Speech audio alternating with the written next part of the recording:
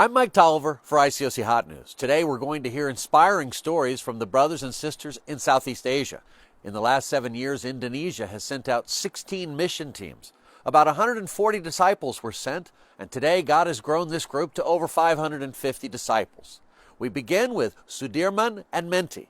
In March of 2005, an enormous earthquake struck the island of Nias. The couple felt compelled to help in any way that they could, and within 2 months, they were on the island of Nias alongside Hope Worldwide volunteers from many different countries. 2 tahun pertama itu pergumulan berat bagi kita. Karena banyak murid-murid yang bersama-sama dengan kita, akhirnya mereka kembali ke Medan, kembali ke Jakarta, dan itu membuat iman kita banyak tercuri sebenarnya. Tapi saya pribadi bersama istri, saya belajar dari hidup Abraham. Iman Abraham 25 tahun, dia baru bisa dapatkan seorang anak. Dan dia tunggu 25 tahun itu, dia tidak putus asa. Dia tetap berjuang, dia tetap yakin pada Tuhan. Dan itulah yang saya yakini waktu itu.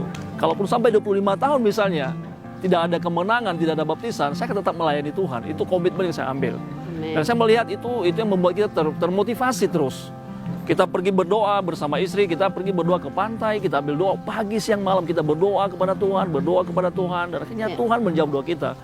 2 tahun kemudian, kita melihat Tuhan menambahkan jumlah jemaat 30 orang lebih. Amen. Tuhan luar biasa, itu semua pekerjaan Tuhan.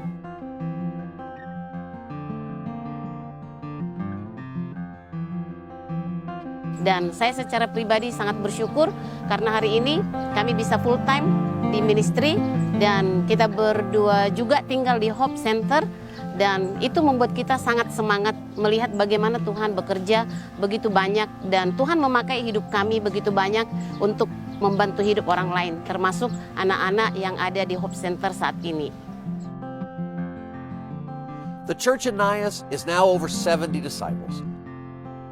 Next up is a couple from Makassar, where God has been moving in a powerful way. Kita bersyukur karena kita memulai dari 10 orang, saya dan istri dan 8 orang yang lain dari Jakarta dan jemaat Manado. Kita bersyukur kita ada di kota Makassar. Kita memulai misi dengan satu semangat yang luar biasa bersama-sama. Hampir 3 bulan kita berdoa bersama-sama setiap hari untuk bisa memenangkan kota Makassar. 3 bulan pertama kita semangat berada di kota Makassar. Kita menginjili kota Makassar dengan luar biasa. Setiap pagi kita berdoa, dan setelah kita berdoa kita pergi untuk menginjil. Kita pergi ke mall, kita pergi ke tempat ramai, kita pergi ke komunitas-komunitas yang ada. Kita bersyukur semua murid itu begitu semangat. Dan saya dan istri berdoa, kita berdoa untuk orang di sekitar rumah kita ada yang bisa dimenangkan. Berjalannya waktu 1 bulan, 2 bulan, bulan ketiga orang itu kita temukan, dan hari ini menjadi murid Yesus luar biasa karena doa kita Tuhan jawab. Kita pingin punya 1 orang yang kita bisa menangkan secara kualitas, dan Tuhan menjawab doa kita. Amin. Awal tahun 2010 kami sangat bersyukur karena kita memenangkan 1 single Jimmy. Jimmy memenangkan beberapa orang. Jimmy memenangkan 1 pasang Hansen dan Susi. Hansen Susi memenangkan Maxi dan Justin.